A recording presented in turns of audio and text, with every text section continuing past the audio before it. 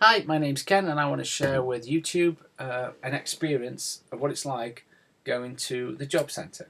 I was made redundant on the 28th of November 2012. A couple of weeks have passed since then and I thought, do you know what? Let me see what I'm entitled to. I'm on gardening leave at the moment, so I will get my December wage and then I'll have a bit of redundancy money to follow. So I know I'm not entitled to any money, but I wanted to go to see, well, how can the job centre help me? How can it help me out? I've always wanted to be a driving instructor or even a class 1 driver, and I've heard that you can have government funds to help you with that. So that was my reason for going, and yeah, if I can sign on, because you can get help with reading glasses, with glasses or with the dentist, it might have some help, benefits for me with me being unemployed.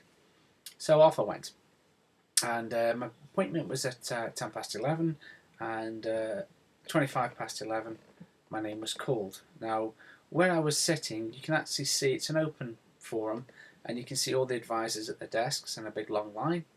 And I just looked across, and I just happened to clock the one next to me. They had nobody in front of him, and he was just doing some work on his by his computer.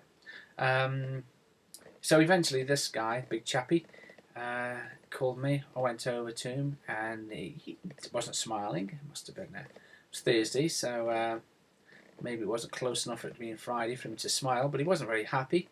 So I sat down there and he didn't do a lot of eye contact. He kept his head down because obviously I was another one, another number, someone else trying to claim benefits from the government.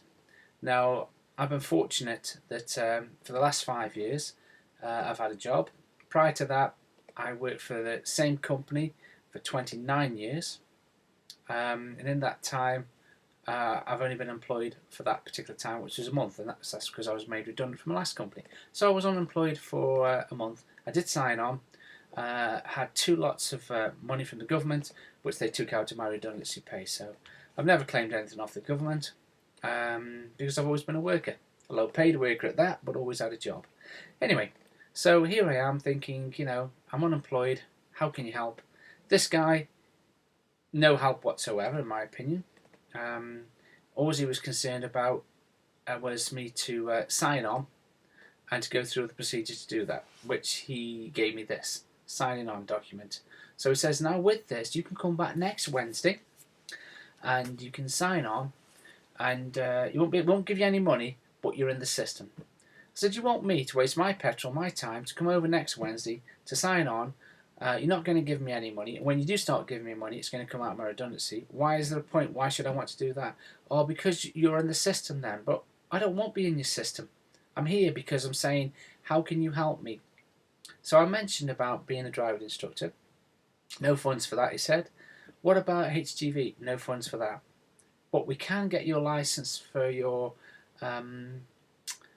forklift driving. I said, I don't want to be a forklift driver. I've not mentioned that.